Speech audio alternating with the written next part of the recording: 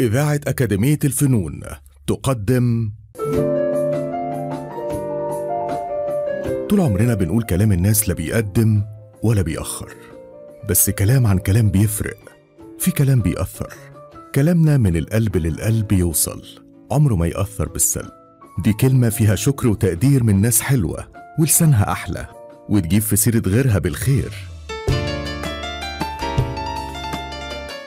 ما جابش سيرتي.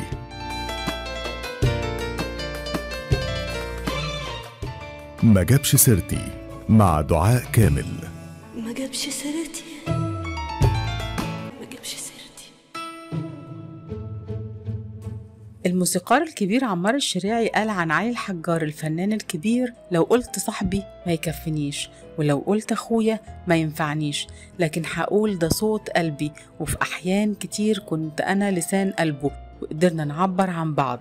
كمل الموسيقار عمار الشريعي كلامه عن علي الحجار وقال إنه أحد أهم الأصوات في جيله، والتقينا إحنا الاتنين وشربنا من نفس المية وكلنا من نفس السكر وتجرعنا من نفس الألم.